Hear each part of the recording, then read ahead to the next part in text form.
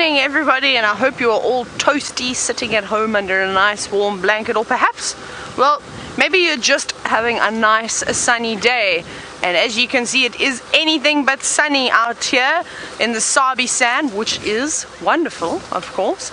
We have had the most incredible amount of rain. Now, my name is Taylor McCurdy, and on camera with me this morning is Craig. Now, you can see this little thing flapping. I shall get to that in a moment, but it will, I'm sure you'd actually probably want to see it, but I'm not going to do it because I have a feeling I may slip and fall in the process. Now, we heard some lions calling in the distance this morning, probably about 30 minutes ago or so. So we're going to see if we can try and, well, find them, hopefully. I don't know who was calling. It didn't sound very male-like. I thought I even heard a female roaring. We're just going to have a scan here. Oh, wow. So, Chris Rogue, apparently, Chris Rogue, you saw Karula and cubs at the dam cam last night. That's wonderful. So perhaps Madam Patterson will follow up on that lot, but we'll probably try and stick to our guns and see if we can pick up on these lions. Now, it's going to be quite difficult because of the amount of rain that we have had. It's probably washed any of the tracks away, and I can't even tell you how much rain we had. I didn't get to check the rain gauge, but a fair amount, but not enough to cause too much damage on the roads, any erosion or anything like that. So it's okay, I suppose. My goodness. Now, it's a little bit dark to see, but there are a couple of Impala just off to the side. You can see them, of course, not really too bothered by the rain. Moving out of the thicket now, because we did have, wow, some intense rain at one point last night. So then they went in to seek a bit of shelter in some of these denser patches. And now it looks as though they're slowly moving out and probably on their way to the big open plains again. And I think we're going to see some exciting things this morning, so I hope you're ready for them. There are lots and lots of Owlets flying around today. So we'll see if we can get some frogs and maybe if we're lucky, a lizard or a tortoise or two. And of course, I know there's always requests for African land snails, so we shall be looking out on the roads for some of those. Now, if you have just tuned into us, this is a live safari. And we are, well, myself, Jamie, and when James wakes up, we'll be happy to chat to you. So you're welcome to either hashtag Safari Live on Twitter with any of your questions, or you can send them through to questions@WildEarthTV if you want to email us. And that goes for screenshots. And, well, if you just want to tell us how you're doing, what you're up to, that's fine too. Oh, the sand is so soft. It's wonderful.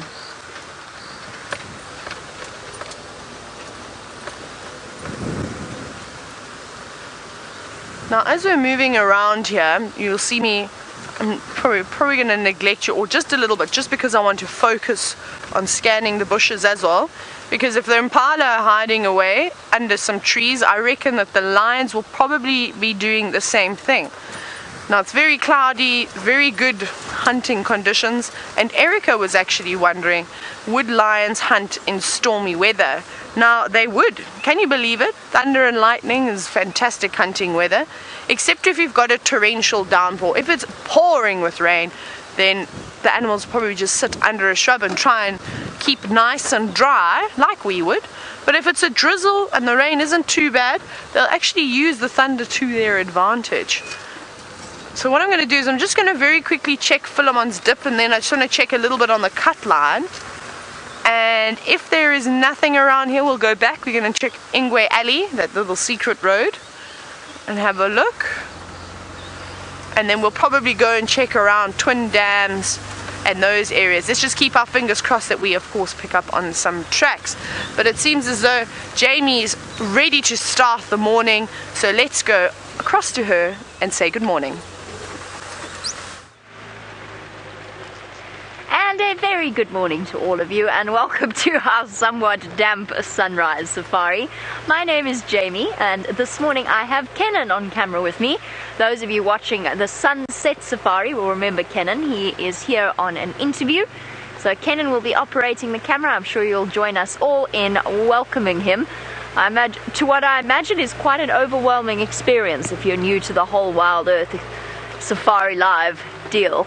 Especially when at 5 o'clock in the morning you're manically rushing around trying to put on a roof, and then another roof, and then flaps are everywhere, and there's water everywhere. It's fun. No morning is ever predictable out here. Here we go. We've got our trusty roofs on, and by trusty what I mean is they keep all of the water away from all of our very expensive equipment and redirect it down my lower back and onto my right shoulder. That's okay though, as long as the equipment stays dry, and I've got Brett's raincoat, so I'm feeling thoroughly cozy and ensconced. And now, Chris Rogue, to your update about Karula going across the dam camera and then going northwest from there and then going back to fetch her cubs.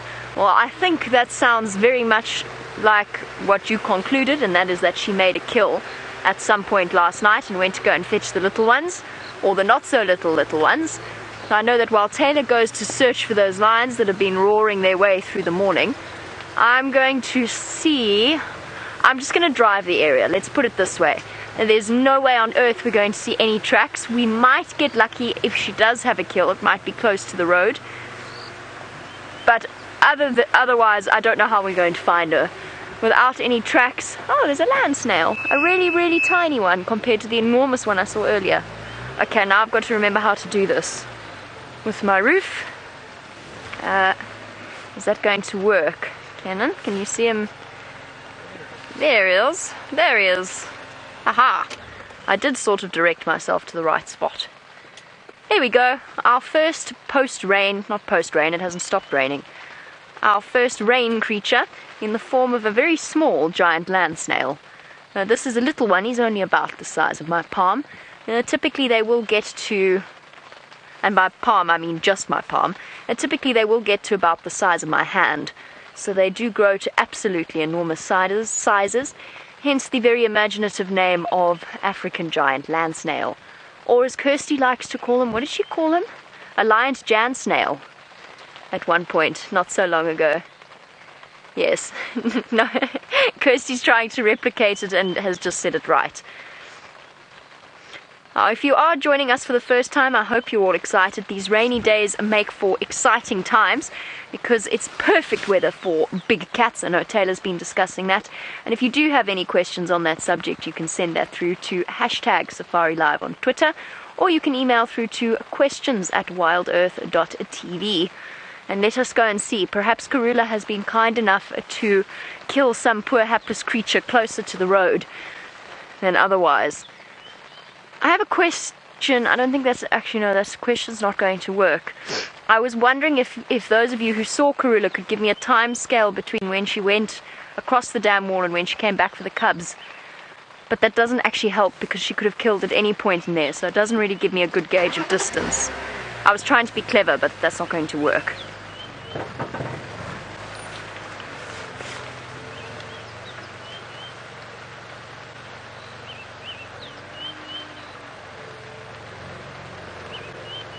Okay, so she didn't go far. Sorry, I'm just getting the updates of the time code from Chris. She didn't go far to fetch the cubs, but she might have stashed them somewhere close. Okay, so she went southeast, fetched the cubs, came back. I can't drive in front of Gallagher just yet because the guests are still wrapped up nice and warm in their beds and probably are going to remain so. Depends on how adventurous they're feeling. You can guarantee they're going to get very wet this morning on their game drive. But for now, I can't drive in front of the lodge. So what we'll do is we'll do a big circuit, look for Karula, and then come back and check those areas around the dam. See if she hasn't popped out there. There's something in my shoe. Hold on. Let's find out what it is. Please don't be a driver ant. Please don't bite me. Whoopsie. Where'd you go? Ah, it is a fruit chafer. Sorry, it was between my toes. And whilst I don't mind bugs at all, I challenge you to not wiggle when something like that is between your toes. Fruit chafer. Hello. Are you seeking refuge here?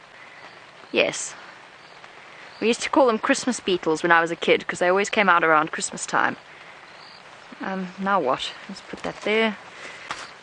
Grab you. Here you go. Oh no, it's gone up my sleeve. No, it hasn't. There it is. Okay, you can just stay there.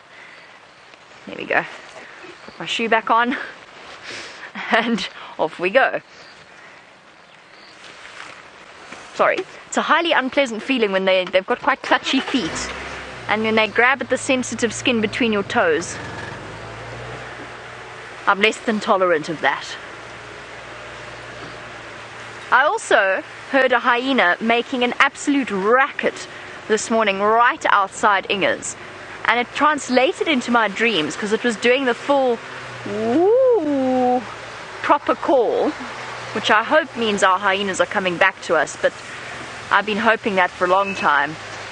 But it translated into my dreams, and Jerry, our eminently capable producer, had asked me to go out and record the sounds of the hyenas so that it could be used in one of our various edited stories. I don't remember in my dream what it was. And it was proving to be very, very difficult because I didn't have a microphone, so I had to use my cute man. I had to use my phone. There's two little owls. No! Wait, I still see one. Two very bedraggled looking owls. Where did you go? Aha!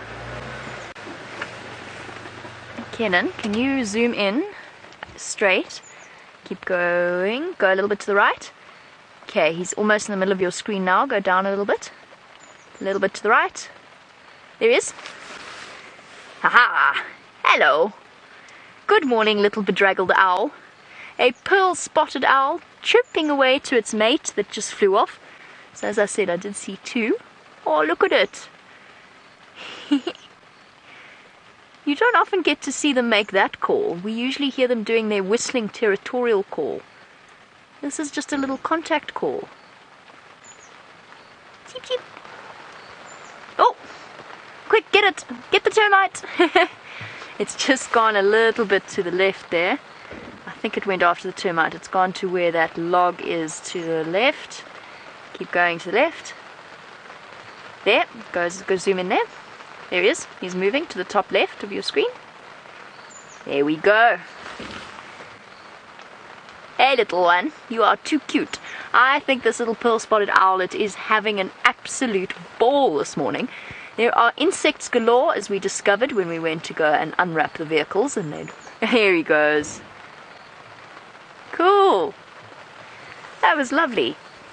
I think that he's busy feeding, he or she is busy feeding off the Owlet termite explosion, the emergence, as Brent calls it, whenever there's a lot of insects after the rain. He's feeding off the emergence. I can still hear them calling to each other. Yeah, just out of view. That was very cool. Two little pearl-spotted owls. And to give you a sense of scale, probably goes from the bottom of my hand to the top of my hand. That's how big that little owl is. Tiny, tiny, tiny. Only outsmalled. Is that even a word? No. The only thing smaller than a pearl-spotted owl is a Scops owl. Right. While I try to regain my ability to speak the English language and not use words like outsmalled, let's go over to Taylor. Perhaps she's better at talking.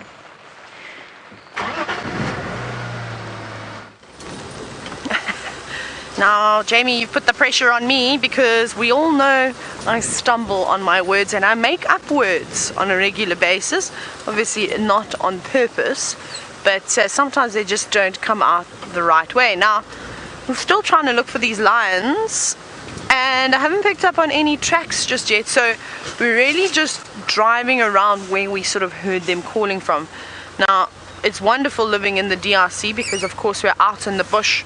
The only problem is that when something like a lion does do a big roar in the distance and you're standing in the middle of DRC, it can often be a bit difficult to try and pinpoint where the sound came from. just because of all the concrete and the walls and bricks and things that are around. So this can often distort the sound slightly, and you could think that it's coming from somewhere else, but we're basically driving now where I was walking yesterday afternoon, if you had joined in for the sunset safari, in hope to find these cats under one of these trees. This is sort of a nice thick area. It's not just small shrubs, there's some big silver cluster leaves here and big bush willows that they can sort of tuck themselves underneath, which will do the job at keeping the rain away. So that's sort of the idea this morning, and well, hopefully we'll find them. At least we know they're here, which is good. And I'm sure once maybe Taxon gets out this morning, he'll be one to help us find the Leons, seeing as though they've disappeared. Well, they've disappeared off of Djuma for a few days. It's actually very quiet out here. I've just seen a few Impala, the ones we showed you, and then sadly that's it. Kirsty, do we know how much rain we've had? Let's ask Kirsty. Kirsty knows everything. Oh no! The pressure. Kirsty says she doesn't know what the rain is, so I have to take that back. She doesn't know anything. The only thing she doesn't know is how much rain we've had, so we can deal with that. We'll let that one slide. I'm going to thumbsuck. There we go. I'm also the queen of spoonerisms. I love making spoonerisms. It's like my favorite thing to do on a weekend, and apparently during the week as well. I'm going to say we probably got about 30 mils of, no, not even, I think 20 mils of rain. Let's see if we're close. Now, maybe you can even try and guess before Kirsty lets everybody know. How much rain did we get here at Djuma in the Sabi Sands of South Africa? You can send your answers through to #SafariLive on Twitter or questions@WildEarthTV, and let's see who gets the closest amount of rain. I don't think my guess was very good. I think I'm being a little bit, I think I'm underestimating how much rain we actually had last night. That's a nice sound. Rusty's talking to me this morning. The steering wheel is squeaking. It's quite nice. I'm just going to have to turn right all the time. Oh, look who we've got in the road. We've got some elephants just up ahead. There they are. Let's view the elephants. This is a nice surprise. Very happy. And the happiest elephants I've ever seen are either in the big rivers or in the rain. Hi guys. And I think it's the same herd I saw on foot yesterday. Hi all of you. Now I'm going to just try and, it's okay, park us in a point where we can view them nicely, as we have the big roof on this morning.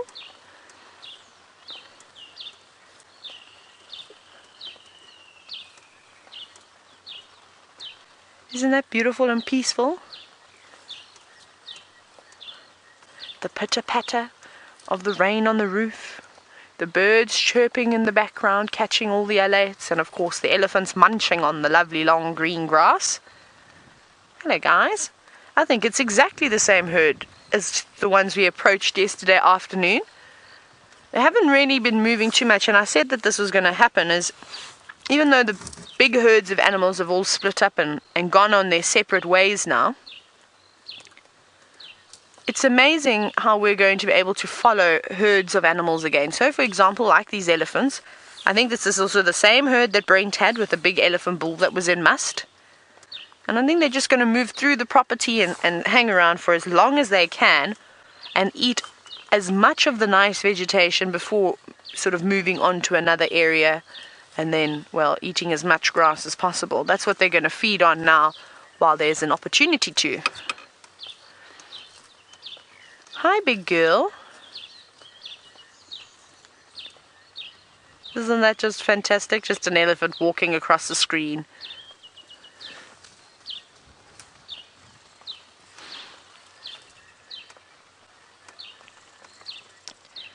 Hello, Alana, who is 13 years old. I hope you're enjoying the show. Now you're wondering, why don't we ever see elephants laying down? Now, Alana, I've actually seen elephants laying down before, but it's not a very common thing. I think it's got to be a very tired elephant for it to lay down on its side and have a snooze. But I've seen big elephant bulls doing it before.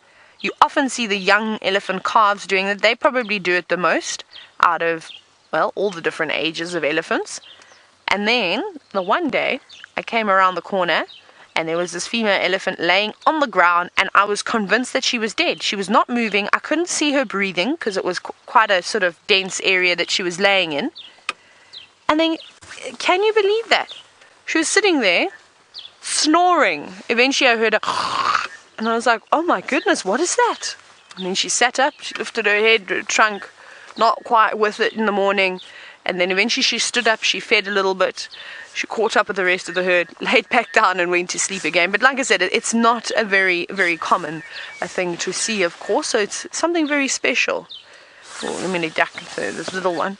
You'll see me hiding every now and then, because the one thing with the roofs is that to get the best view, you've sort of got to point the vehicle at the animal, which means that I get to have a lie down on the front seat just about to keep my big head out of the camera. Hello, little one. And you can see the elephants don't really mind the rain too much. But this is a nice rain.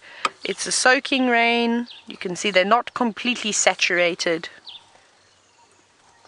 Just enjoying themselves. Even the insects are out. I'm sure you saw that tail swatting from side to side. There it goes. So not enough to keep the insects away. I can hear them buzzing as well.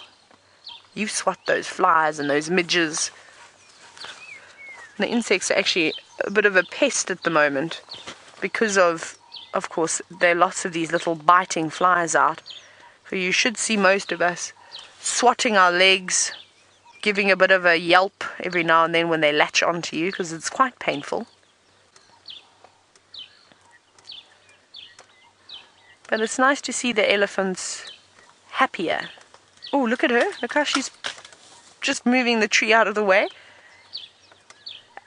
And we've been seeing this. The last time I saw elephants, we watched one female just go round and around, picking up trees and shrubs and throwing them off the side, so she could reach underneath and get the nice long grass.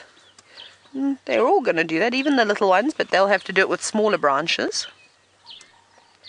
They're not quite as strong as the adults just yet. But that's okay. They'll just follow an adult and sort of hoover up the scraps once they've moved on. How cool is this? Surrounded by elephants first thing in the morning.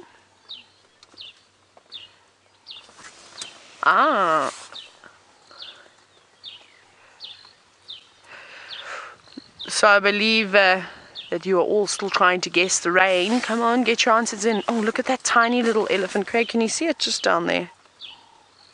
There we go. Just disappearing. So I remember seeing this elephant yesterday.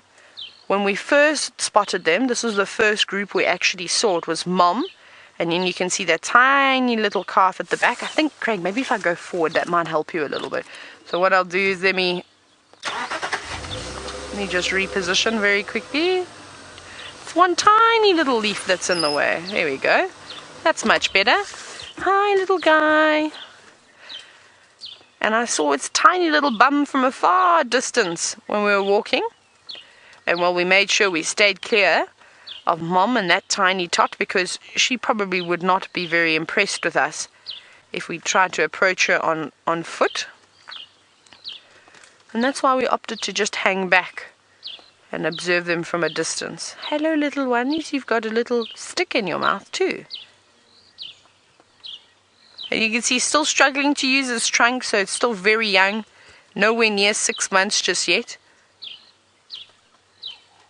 Still even learning where to put its feet. You've got to walk with one foot in front of the other, mister. Now it's probably about maybe between 2 and 3 months. Maybe even a little bit younger than that. It's been such a long time since we've seen so many tiny little elephant calves. But if you notice, there's lots of green grass out in the open patches, but they're not feeding. Hello, big girl.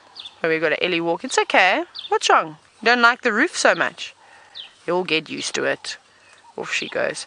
She just sort of, as she walked across the road, looked over her shoulder and said, I'm watching you. I'm keeping my eye on the two of you.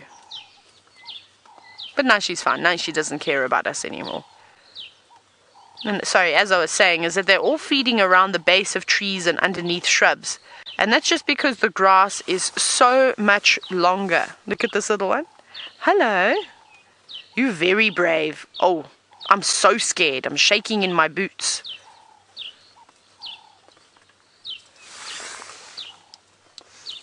And off they go.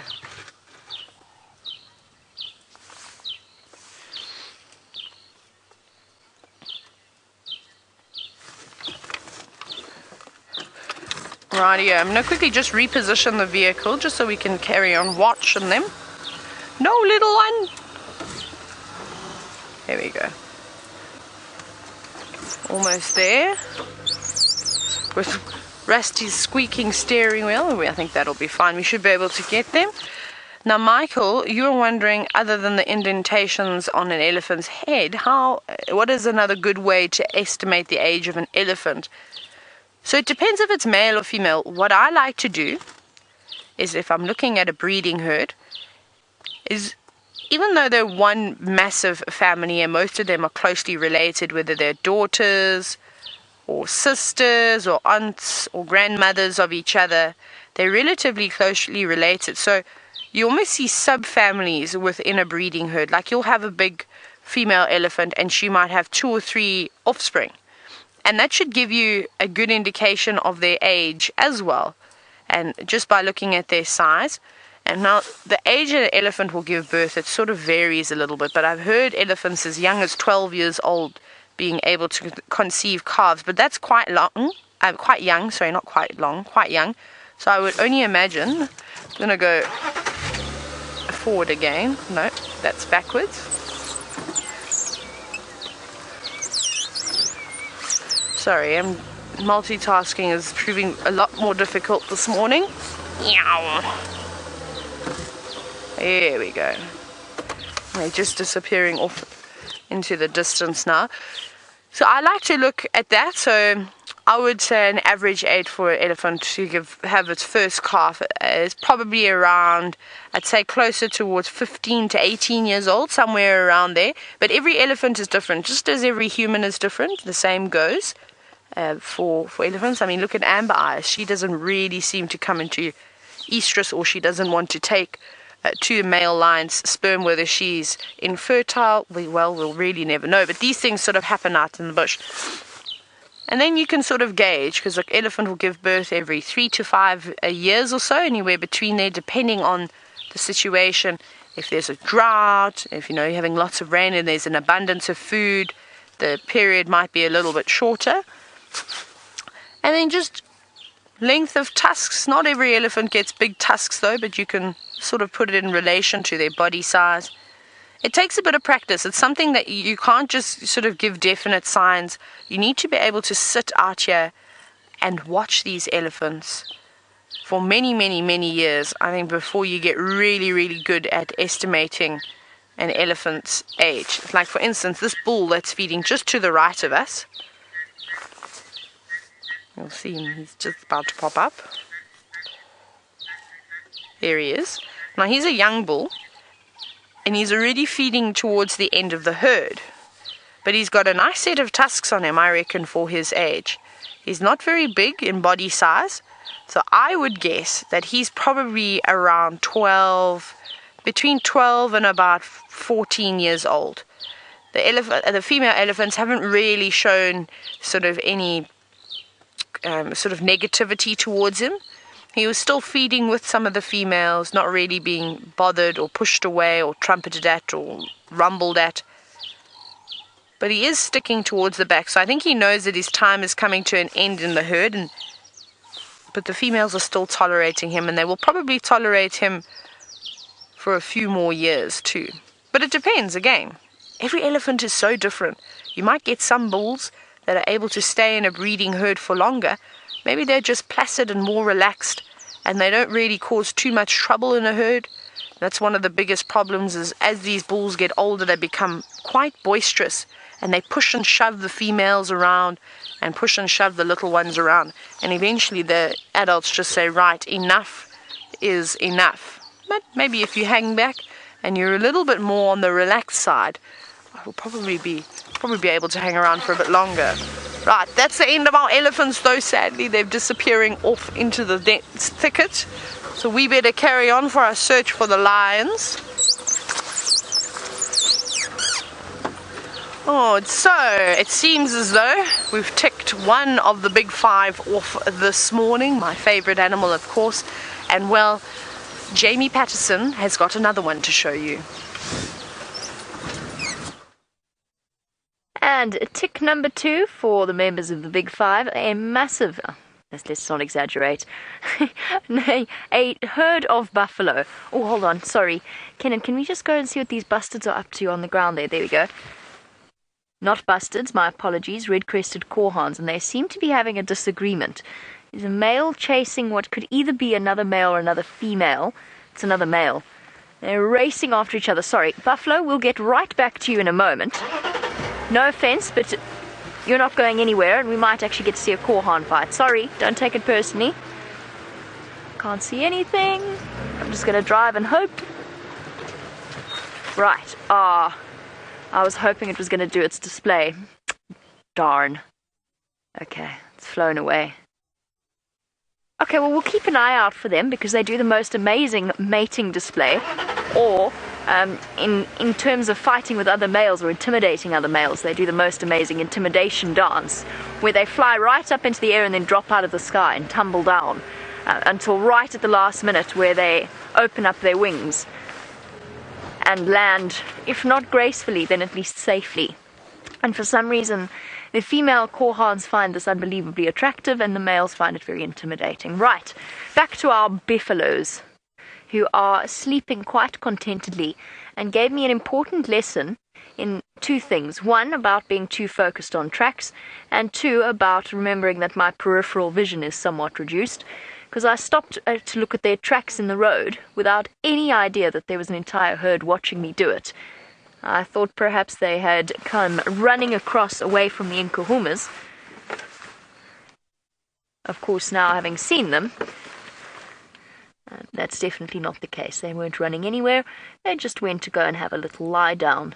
And we've got a forest of buffalo horns, all packed together, sheltering from the cold and from the rain, because it is a bit chilly.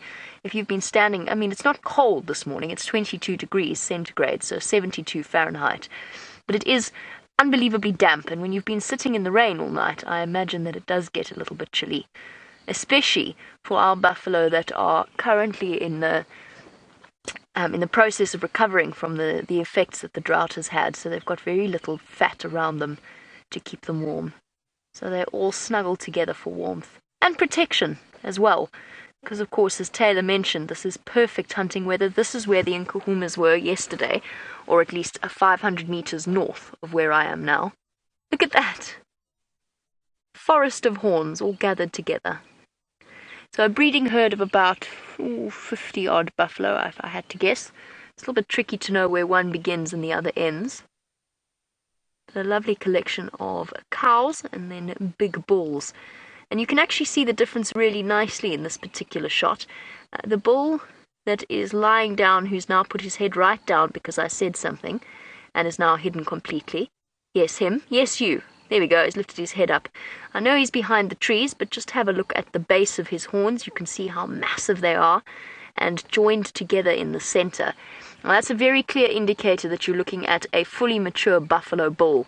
And even a young buffalo bull will start to show signs of that thickening around what's known as the boss area.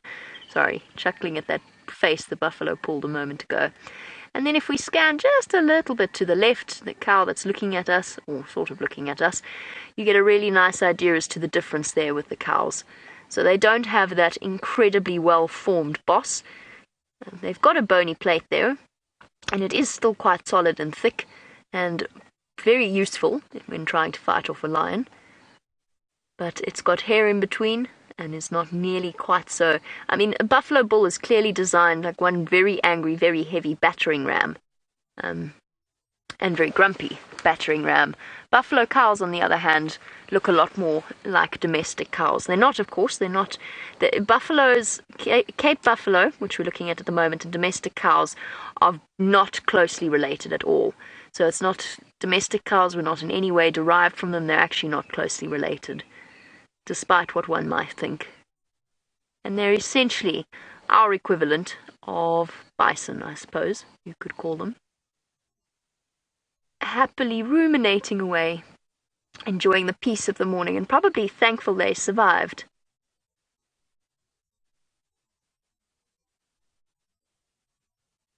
Okay, we've got a name of a question that's coming through, and it might be slowly. It might also be Stanley.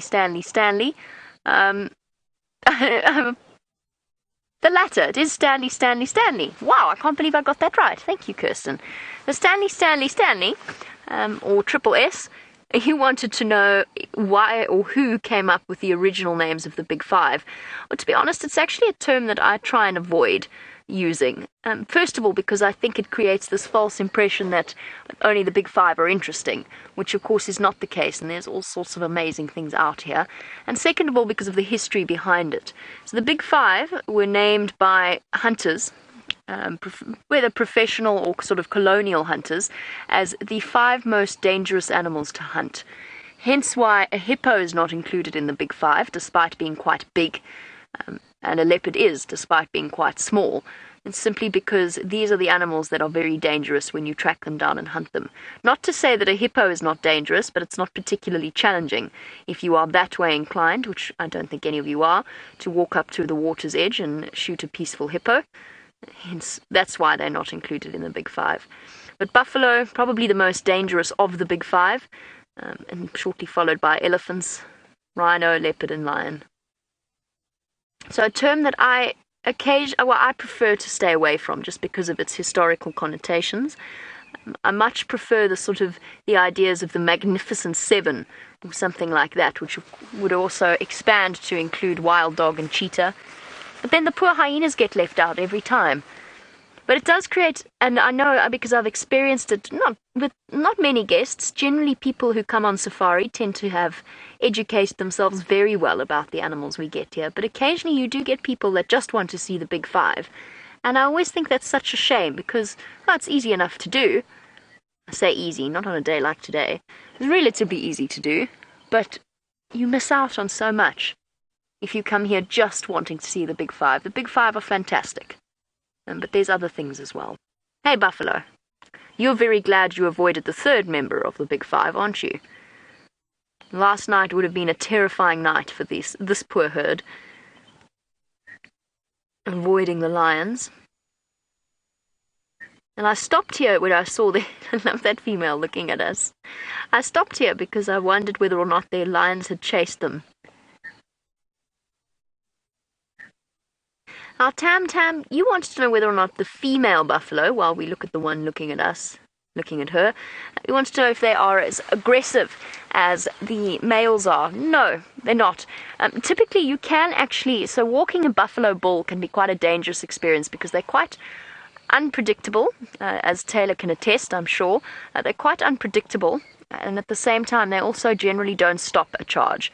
So if they're going to charge you, they're going to charge you, which you don't really want to experience. But it is, I think that sometimes it gets hyped up because the number of bulls I have walked into and the number who have charged me, the statistics are far more in my favor of getting away without having to climb a tree.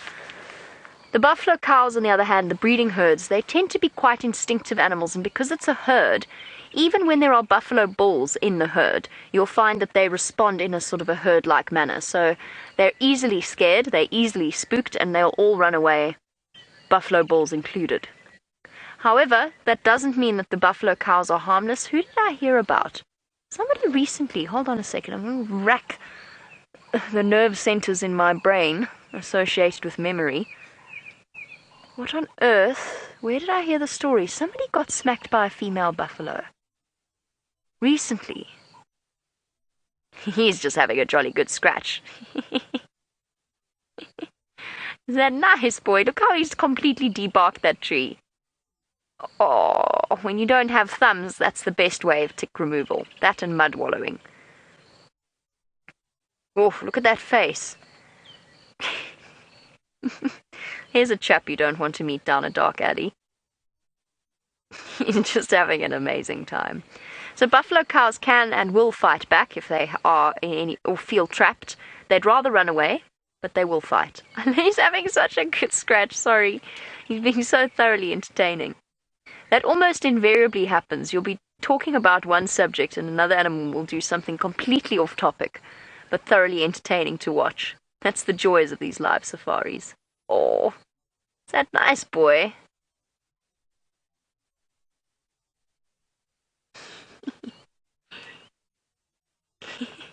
I think we shall leave our buffalo bull to his skin exfoliation. And while we do that, let's go back over to Taylor so that she can show you another animal with a very thick skin.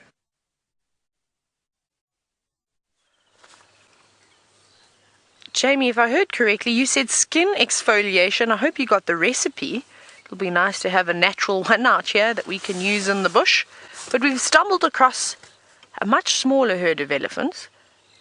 There don't seem to be too many. I've counted 4 elephants over here. Mom and her little ones. And there is also another big one. And I didn't have a good enough look, so I'm not sure if it's a bull or a really big cow.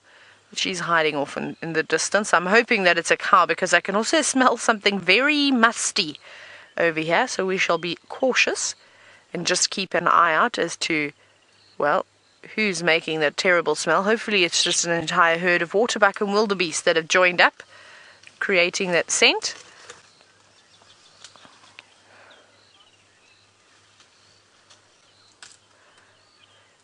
Now we're sitting and we're watching these elephants, and you saw how peaceful and tranquil they are. They don't really mind the vehicles too much.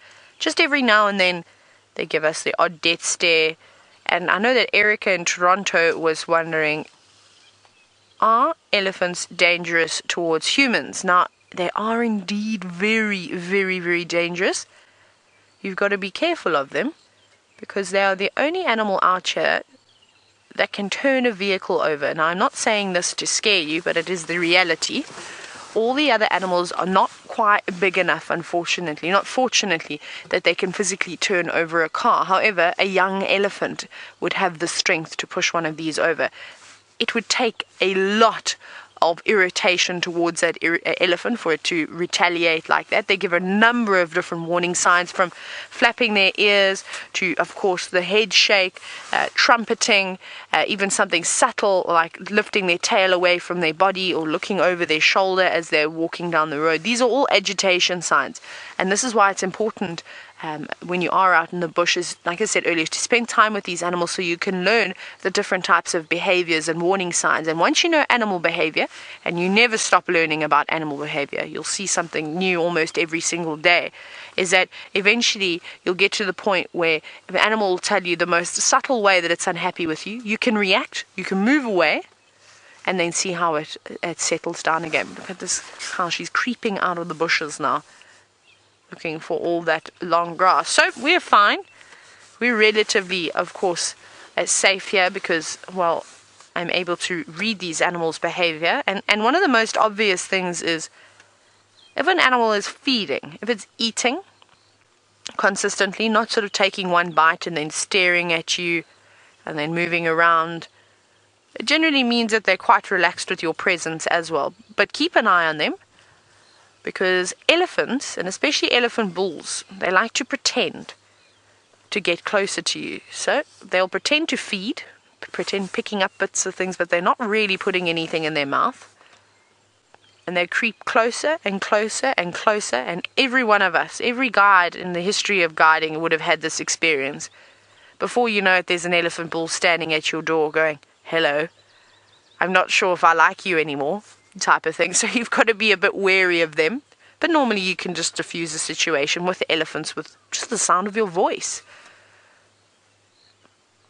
But they are my favorite creatures just for that, is that they deserve all the respect I think more respect than any of the other animals out here, just because of their sheer size. And if they don't like you, well, you see what they do to big trees. They push them over with absolute ease. That was not supposed to rhyme, but it did. I'm a bit like the cat in the hat this morning. But still no luck with the lions. This is very, very interesting. Hopefully they'll give us one more big roar as we sit with these elephants, and we'll be able to hear exactly where they are. And it also seems as though everybody else is still tucked away in bed. It's just myself and Jamie driving around so far, which is obviously can be a little bit more difficult when you have to check every single road yourself. I think you've got a surprise coming your way, hopefully in the next 15 minutes or so. But James is actually setting up the tent, and I think that's a good idea. I think this weather is probably going to stick around for most of the day. I can just hear some go-away birds shouting off into the distance. It sounds like maybe towards Savage's Track, maybe even towards Treehouse Dam. The elephants, unfortunately, are not reacting to it. Not that they really react to too much. I think we should go and investigate. Craig, what do you think? Nodding away. Right, let's go and investigate the bird calls that are shouting in the distance. Maybe it's the lion, maybe it's the leopard. Who knows?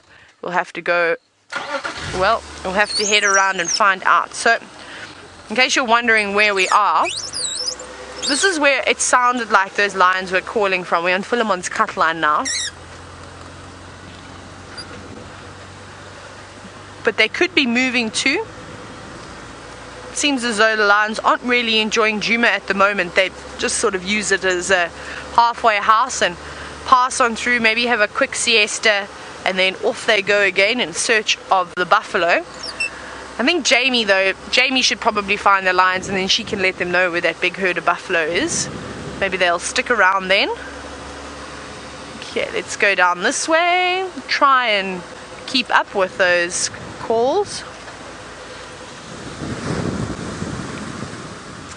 Now, you can see just on these roads, look how they've been, or even, actually, you can even just look in front of me, I suppose, as well. Look how they've been completely wiped clean. Now, you know what the roads normally look like first thing in the morning. It's our newspaper. There's normally littered with hyena tracks. Maybe the elusive aardvark would have crossed the road. You're always Impala and other antelope species tracks, but you can see it's just like a clean piece of paper. There are hardly any tracks, and that's just because we've had so much rain. It's literally washed everything away. So this is going to be a tough one, but we shall persevere. We will hopefully let the other animals let us know. Now, I know that, Robin, you were actually wondering if there's been any sign of giraffe lately. I haven't seen anything, and well, this morning will be a tough one. Maybe they come back. It wouldn't surprise me if we see a giraffe today. I feel like this is giraffe, sometimes it's giraffe weather. Right, let's have a look. Maybe we even bump into those elephants again. Or the other one. Hang on, here's the go-away bird shouting.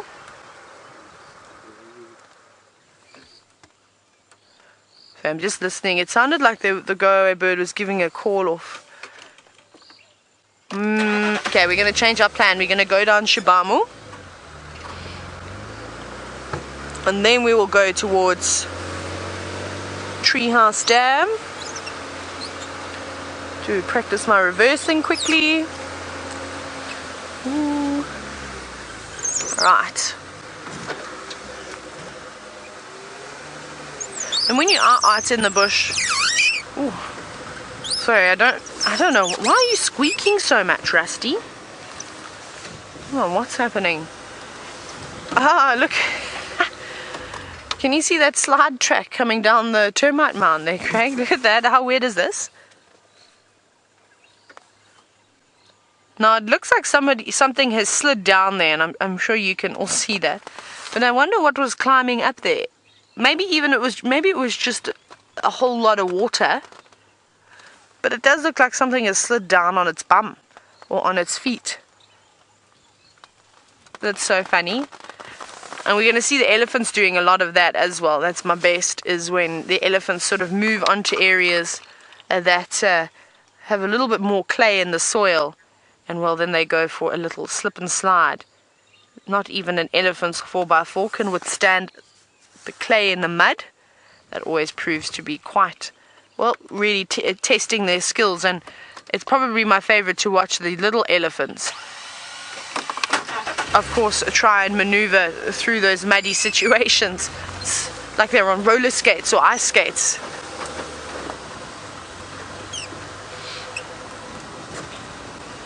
Now, this is actually one of Karula's favorite roads. I've seen her a couple of times along here, her and her cubs.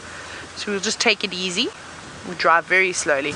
I think it was the elephants yesterday that were climbing around up on that termite mound. Sorry, not yesterday, maybe late last night during the rain, because you can see they've been in this little wallow. The dung is all around. But it looks like it's probably from last night or so. They've made a mess here. So maybe it was one of the young elephants that had climbed up onto that termite mound and slipped down. Now, if you're like the ladies in Final Control, they've told me that it was a dinosaur footprint. Kirsty, what type of dinosaur was climbing up on the termite mound?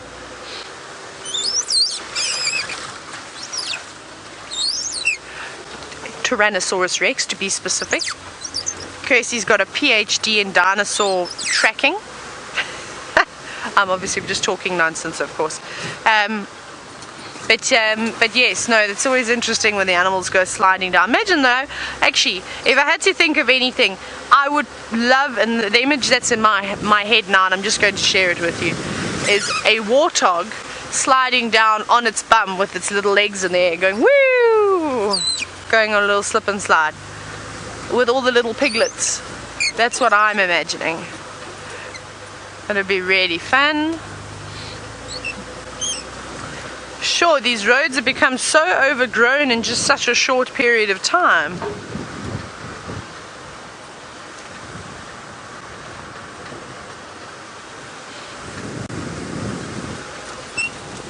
It's making it more and more difficult with this vegetation becoming so lush.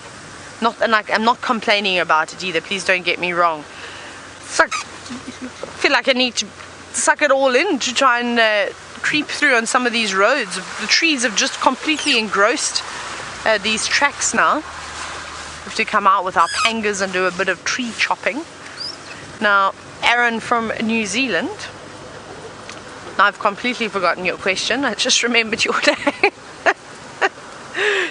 Now I remember it, sorry. I'm ridiculous sometimes. I just remembered your name, but then I did remember the question. You were actually wondering, Aaron, if elephants can sense a big storm approaching and would they move to higher ground? I definitely think so. I think that all these animals know when there's big rains coming and start to prepare for it. I know that tortoises often sense it first, and you'll see them a few days before moving towards higher ground, which I think is incredible. And often you'll see the creepy crawlies coming out of their burrows too, because they don't want to get, flooded in. That wouldn't be very nice. So they normally come out and move off and go to other spots. Now, as we're going through these puddles, I'm going to try and go as slowly as I can, just because there's a large possibility that there could be some terrapins inside the water, maybe even a leopard tortoise or two. They love water. I'm going to make sure we just do take it easy and don't squash anything on the way. You're right, lions, the rain has disappeared for a little bit. Now you all need to come out.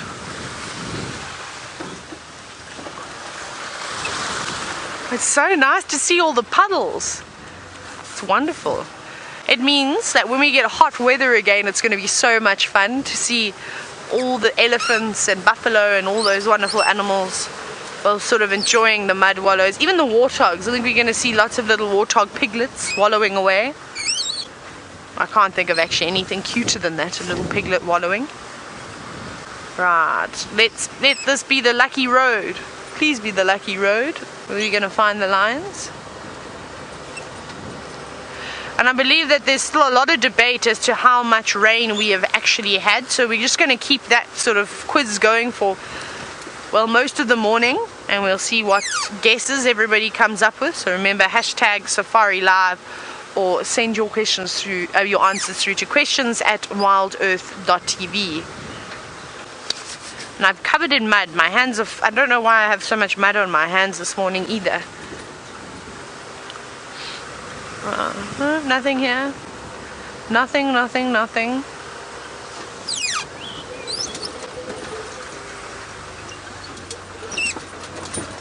I'm just listening out every now and then. I'm just going to sit quietly because I am still able to hear the alarm calls over the sound of the engine.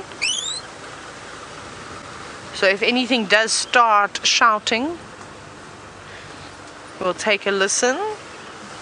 But this is such nice soft sand here. I reckon we must be able to see a small little sign that something was here. No, I don't even know what I was looking at. That was a bizarre thing. We keep looking. I'm going to try and keep deciphering what some of these things are on the road. I'm not sure. It didn't quite look like lion tracks. Maybe it's just maybe an antelope that was walking around and kicking up a bit of sand as well. It sunk a little bit deeper. Now we're going to keep on searching for the nkuhumas, and hopefully we find, well, any kind of lion. Even a Birmingham would be nice. But I'm going to send you back across. Oh, hang on. No, I'm not going to do anything because I've got one more elephant to show you. We are having an elephant morning today. And not just one, 2 elephants. 3 elephants, 4 elephants, 5 elephants. There's lots of elephants. Hi, elephants. And I'm quite happy with this. Listen, if we can just keep going around every single corner and finding elephants, I'd be ecstatic with that. I don't know about you. I know all of you are probably itching to see a cat or two. Hopefully even Karula and her cubs. But for now, the elephants are the stars of the show this morning. Also, all coming out of the drainage line. Perhaps the rain did get a bit too much for them yesterday. Now you're probably wondering, we see the odd pole every now and then, and it's just from the roof. It makes it a little bit more difficult.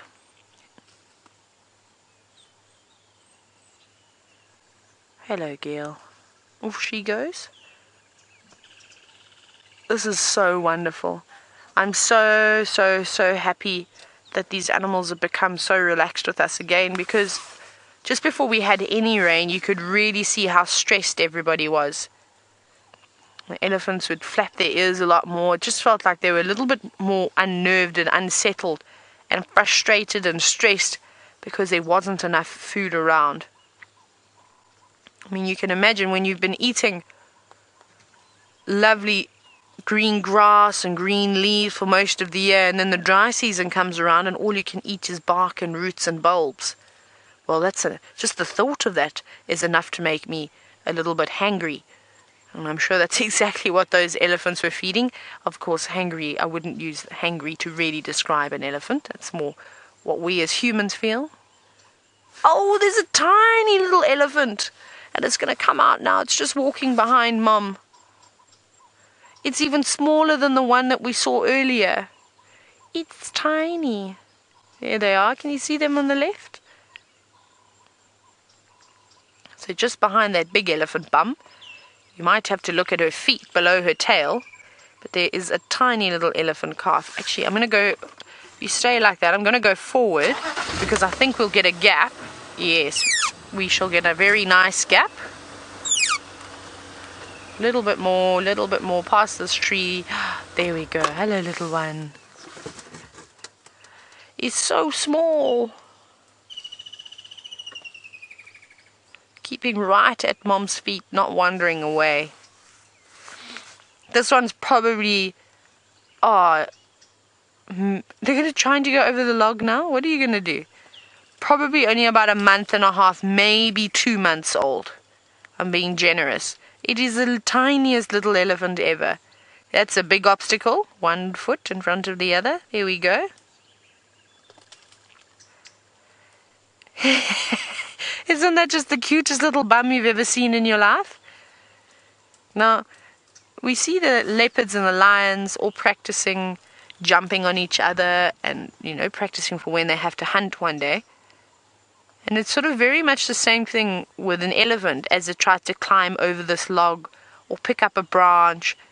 The same way that a lion is building its muscles up and practicing to be an adult, so are these little elephants. So you see them trying to pick leaves, though this one may not even really be feeding on the leaves just yet, or the bits of grass. It's really just going to try and copy its mother, its older siblings, and the rest of the members in the herd. No, little one, come here. Come out into the open so we can see you again. And this is also another way how you can tell the age of an elephant is normally for the first couple of months of an elephant's life, they're not quite brave just yet. They really do stick underneath mom's tail like we're seeing this one doing. And they won't go more than a couple of meters away from them. But once they sort of hit about 6 months or so, you start to see they become very cheeky and very brave. It's like they've realized that, well, their mom's the biggest animal in Africa and on the land, and that why should anybody fear me? Not fear me. Why should anybody be, why should I be scared of anything, really? Sorry, that's what I was trying to say. It's a little bit early still, but I'm waking up. And speaking of waking up, so has Mr. James Henry. Let's go and say good morning to him in the tent.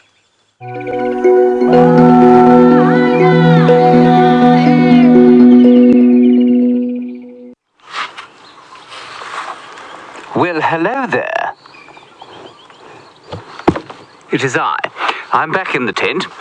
Lovely to see you all again. What is the date today? The 29th of December, the second last day of 2016. My name is James Henry, in case you're wondering who on earth is staring at you through the death of bones that we have here. And we're going to be in the tent probably for the next 2 hours, maybe just for an hour or so. If it clears up a bit, we'll probably go out on foot. We are as live as Taylor and Jamie are, #Safari Live, and so you can talk to us and ask us questions while we're in the tent here. Unfortunately, during this particular segment, you will not be able to ask any questions because my radio has ceased to function in any way, so I'm going to have to replace it once we have finished this particular section. Anyway, that's the story. Lots of rain last night, I think probably between 50 and 100 millimeters or so that's quite a lot. That's between sort of 2 and 4 inches of rain, which out here is a fairly large amount. Mercifully, the trenches that were dug in the camp during my absence meant that no water flowed under my door, and I was not carried away by a great deluge during the night. It's always nice to wake up dry, isn't it, David? Oh, yes. Yes, now that brings me, of course, to David, who is on camera today. Hello. Now, of course, I have not wished you all the compliments of the recently past season. I hope you've all had a wonderful festive time. I had a wonderful festive time down in the Eastern Cape of South Africa, a very beautiful part of this country. Okay, I'm going to come around now. Unfortunately, I've forgotten to open my normal entrance here. David, would you unzip me? Is that possible? Thank you so much. Hello, everybody. Normally, I come in here, and so I think I shall do the same. They're welcoming me back. That's very kind. Hello, viewers. Thank you for welcoming me back. You can see my back has become quite stiff while I was on holiday. I think it was all the relaxing I did. Right, here we are. We haven't managed to find too much here to show you under the microscope, but what I want to do is catch up with some old friends. Now, the stingless bees are some obvious examples, and then, of course, we did have that violin spider that had laid a whole lot of eggs in an egg sac. She was carrying them around in her mouth, and we put her for safekeeping inside a buffalo skull. I'm not sure where that buffalo skull is. I think it's probably outside. I'll try and find that during the course of the morning, and we'll find out if she's got some little spiderlings around, or if perhaps they're terrifying the landscape on their own. Let's have a look straight away at the stingless bees and see if they are still in residence. Now, I have to say that I'm slightly distressed by the fact that it seems... Oh, they have definitely gone. Look at this, David. It's been crushed. They used to live in there, everyone. For those of you who don't know, we had a little swarm of stingless bees that lived inside this giraffe's skull. And they had a really nice little waxy tunnel here that appears, unfortunately, to have been crushed at some stage during the last 10 days. Anyway, we'll have a look with the microscope. Let me just have a quick look and see if I can't focus that in. Oh, sad news this is. Look at that, everyone. I'm afraid that there is what is known as a ghost town in the world of the stingless bee. There are no bees there. Let me change the lighting slightly. No, I'll try and focus into the bottom there. There's something down there. Is it a bee? Is it perhaps the corpse of a bee? You know, the problem with getting attached to animals, of course, is that when they eventually do pass on, shake off this mortal coil, pop their clogs, well, it's always just a little bit sad, isn't it? And I think that's what's happened here, unfortunately. I think the stingless bees have gone the way of all flesh. Dust to dust and all that, David. Anyway, so we'll try and hope desperately that the violin spider is not the same. Now, I think I've spotted the skull, so if you come out here with me, or in fact, David, I'll bring it in here. Never mind, you can wait there. I don't want you to get wet out here. It's not... Is it this skull? I think it could be this skull. No, I don't think it is this skull. I think it's this one here. Anyway, it's one of these two. We'll have a look inside. Both of them. If they are still in here, of course, well, they're going to be a little bit wet, shall we say. Lots of rain, as I said. Very nice to come back to the bush with some rain. So what we did... Originally, when we first found this particular skull, there was a daddy long-legged spider in there, and, well, I suppose it should have been called a mummy long-legs. It was a mother, and she had a little web inside, and she had created space for her little spiderlings, and we watched her eggs hatch. And then we found a violin spider not in the skull, probably about 3 weeks ago now, and we put it inside here for safekeeping to see. Now, we'll push this down the skull and see what we can find. There's quite a lot of spider web there. Now, there's the microscope. You can see. I don't see the violin spider anywhere. We'll keep just looking around like that. It may have been the other skull, but I think it was this one. Let's push it a little further inside. No. So not a lot of action going on in here right now. I think it's most likely... I don't know what the... It's not gestation period. What do I want? Incubation period of the violin spider is. That's where they were, you know. I'm not sure what it is, but I suspect they're probably hatched and gone off, and they're probably injecting their rather nasty venom into various bits of prey as we speak. There we are. David, the history of cobwebs. Again, another slightly melancholy look at the wilderness this morning. Right, okay, so there's nothing in here. We'll have to check the other one during the course of the morning. You can go back out there if you'd like to. There we are. And we're going to head across to Jamie, find out what's going on with her, and I'm going to replace this radio so that I might talk with you more effectively. While James goes about ensuring that he can hear final control, we're getting thoroughly sodden as the drizzle starts up once again. And I had a sudden realization. I had this whole plan about how I was going to go searching for Karula, except that I forgot that you can't drive one of the roads that she went in the direction of after 20 mils or more of rain. And we definitely had 20 mils. That means I can't go on a road called a Mvubu Road, which is exactly where I wanted to go. So I'm going to try and go all the way around and back along Galago and see if we can't catch up with her there. Now, I've just spoken to Ephraim from Cheetah Plains, which is a name that may be familiar to some of you. And he tells me that Cheetah Plains Dam is full, and that they had 90 mils of rain yesterday. 90. How cool is that? 90. okay, we might only have had 20, but it does sort of bring home the fact that I'm very glad, very glad that we escaped from Cheetah Plains when we did. Because I saw the rain coming and we started racing home, and thank goodness we did that. Because that's definitely not a downpour that we wanted to be caught in. But wonderful news for the whole area. It's going to be fantastic watching it get even greener. More leaves, more grass, animals coming out all over the place. I'm surprised I haven't seen a tortoise yet. Surprised and slightly disappointed, because I love seeing tortoises. But we'll have to try and see whether or not Karula has managed to kill something in a convenient spot. And just to give you an idea, let's see if I can make this work. Let me try and show you the trickiness of the area, and it'll make sense as to why it is that I'm talking about the fact that it's going to be hard to find her without any tracks. Except that my fingers are so, there we go. So my fingers are so wet that my phone doesn't recognize my fingerprint.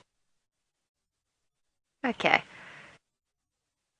Let's get that one. There we go. So, if we have a look at the map that we're on at the moment, where we are at the moment, I'm just doing a quick loop just to see where she came from. Now, apparently she went over the dam wall and went in a northwestern direction. Now that would probably take her somewhere into this block over here. And it is, if I zoom in slightly, you'll get an idea. These little blue dots all the way in the middle there, those are basically river systems, and they're dry river systems, so there's no water in them. But they are very, very steep and very thick, and it does mean that getting around that particular block is tricky. We've had some amazing sightings in there. We had that incredible sighting right here with Karula and the wild dogs and the Inyala and the bushbuck, and it was utter chaos, and the cubs. It was a fantastic sighting, and that happened right here, but it was very, very tricky area. So now to try and find her in here, because she could be in a tree with her kill, but the tree might be in one of those, what we call drainage lines, but is essentially quite a steep river system. So that's the challenge that lies before us, and we're not allowed to drive this road after the rain.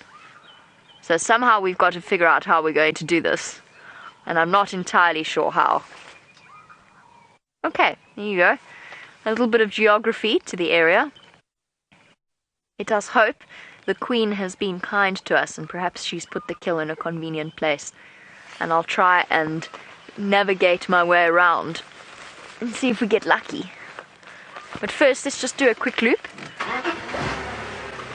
I cannot see any tracks coming across the northern boundary of Djuma of lions, and yet I know that, well, I think that the lions I heard roaring were females, which just goes to show how hard the ground is right now. It's a good thing though.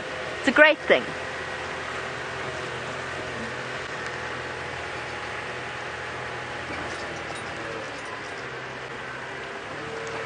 One of the things, of course, that we're looking for is tortoises and reptiles and other such things. And Dave, you want to know if you see more snakes after the rain.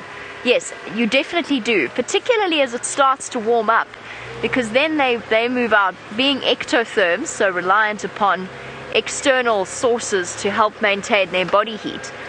They'll come out and they'll come out and they'll sun themselves after a cold day spent hiding from the rain, but also because a lot of snakes, most snakes actually, will supplement their diet with insects. For some it is their primary diet, but for many, particularly things like termite population explosions, will be a boon in terms of feeding themselves up for the winter months ahead.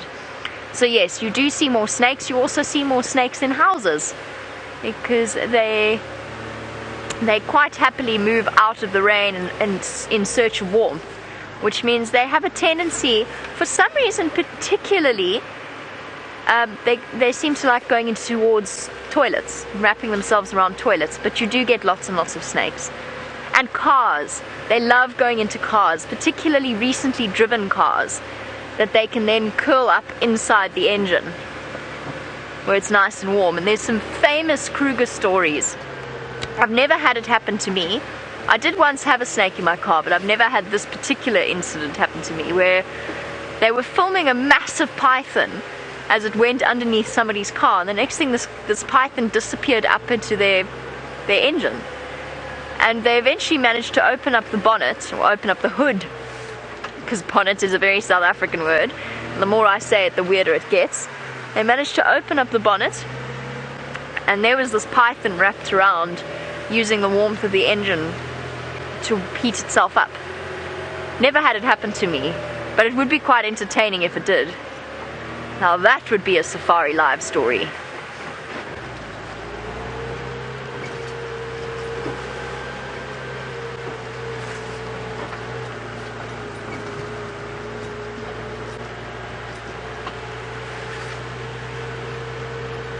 Alright, well, I go all the way around so that I can start searching for Queen Karula from the other side.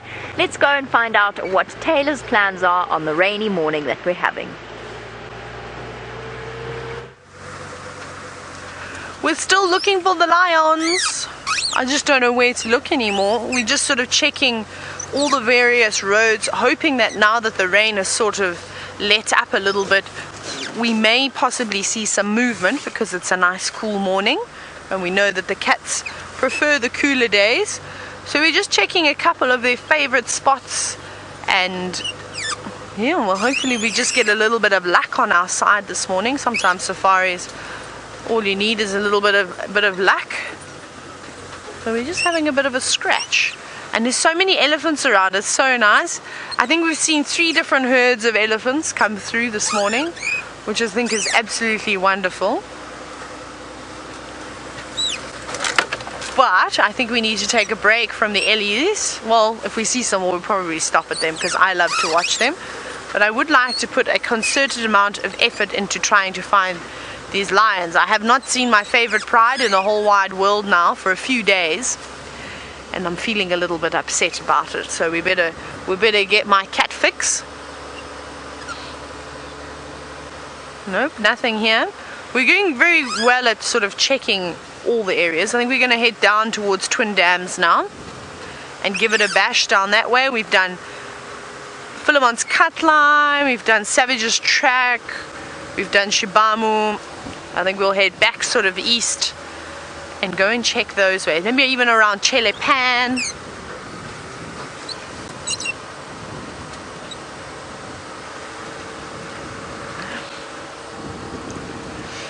Now a lot of these roads are quite sandy, as I was saying earlier, which is really quite nice. So I don't think too many of the roads actually close out here when you get more than 20 mils of rain. Normally then you keep off of, we call them seasonal roads, you keep off of those ones and you just drive on the roads that have got a lot of sand in them. And Zach, you were actually wondering, how often do we get stuck in the mud? Out here I think it's quite difficult. I've been stuck once, but it was actually in some sand. I was driving in a riverbed and I had a very full vehicle, and as we were driving along, I was trying to follow some male lions. I could see that the sand was getting a lot thicker and no one else had driven there before, so now I'm the first person to drive, and I could feel that I was struggling, but I thought I can't lose these lions now, because if I don't follow them they're going to disappear and we're not going to pick them up again. Kept on persisting, and well, then eventually I was stuck in the mud. Oh, we all just got out and set up sundowners. The guests were happy. They had gin and tonics and all sorts of other things to drink, some snacks, so that kept them occupied, while my tracker and I, Candy, we dug the vehicle out and then had to jack it up and put a whole lot of logs and rocks and things underneath it, got a bit of traction, then moved everybody sort of off to the side once they'd had their drinks. And then, well, yes, and we carried on and we managed to get out, which was wonderful. But out here, not too much of a problem. When I was down in the Eastern Cape, Zach, I must tell you, wow, that was tricky, because there's a lot of clay in the soils there, and you're also going up and down mountains. So you used to slip and slide, and you think you could get up a road that did that, but in the meantime, you really couldn't. So I got stuck many times down in the Eastern Cape. But up here, only once. Just once.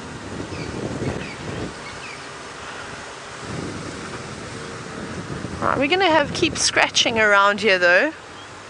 Hang on, we've got some hornbills just in the road, bouncing around. Hi, hornbills. Some yellow-billed. Are they yellow-billed? I can't even see. No, they're not. They're red-billed hornbills, hopping around on the ground. Look at the way that they walk. And now, I'm pretty sure you can see what they're after. Can you see all the termites and ants and things moving around on the ground? You can see them just in front. That is probably what that hornbill is going after and why they're spending so much time on the ground. However, I'm sure the absolute best feast would be to find a termite mound. Oh, it's got an Owlet too. You see the one at the back, how it had something in its mouth? I was just about to say, I'm sure the best feast would be to find a termite mound that is releasing their Owlet. So the princes and princesses of the termites. They're the ones with the wings. But that's an easy buffet that they've got there because they can just pick the little insects straight off the ground and we'll pop them into their mouth. Off they go. A bit of a chase. Right. That was nice. I was saying the other day that we haven't been seeing too many hornbills. We hadn't really been able to capture too many of them on the screen. Right. We're going to go across to James now, who's sitting in his tent. Getting any of that? Right, we're live. Hello, everybody. Back in the tent we are. David managed to find himself and me, and therefore you, indirectly, a scorpion. And this scorpion, he said, he thought was pretty much dead, and I'm hoping that it remains as dead as it was when David found it, because otherwise it's going to sting me with its nasty little sting there. Look at that. Oh, I think it is dead. It's a burrowing scorpion, and it could just be very cold. It is kind of showing signs of nerve twitching, so I don't want to warm it up too much in case it takes exception to being handled and then, attacks me. I don't want to be attacked in the tent by a scorpion, David. I think that would be a very nasty thing to happen to me on my first day back. Right, let's have a little look at it in sort of more detail. And what I wanted to show you there was not that piece of it. Hang on a second. I'm going to move it. Sorry, 1 second, everybody. There we go. There, that's what I wanted to show you. Those are its mouth parts. There we go. They're just sort of holding some sand there. You can see, you can get an idea of the scale that this microscope gives you. Those are single grains of sand that the scorpion is holding there. And the mouth parts, they're obviously very sharp, and they're used to break up the exoskeleton of the animals that this thing eats, normally millipedes. So you'll probably find that those toothed mandibles or mouth parts are used to dehusk, if you like, or de-exoskeleton a millipede. I suspect that's what they're for. So they're very hard because, of course, millipedes have got a very hard exoskeleton made largely of chitin, cyanide-infused chitin, which isn't very good if you happen to be a human being, for example. And so that's what I think those mouth parts are used for. Then these little hairs, and I was trying to find out the difference, and maybe you can help me out here. Hashtags very live. The hairs are, of course, either known as Trichobothria or as Cheetah. They have two kinds of hairs that you get on scorpions, but they're not just hairs in the same way that David's rather impressive beard and my rather unimpressive stubble right now are there for decoration. No, they're there for sensing what's going on in the world around them. Of course, a scorpion like this does not have a great deal in the way of, sort of good eyes and ears and nose like us.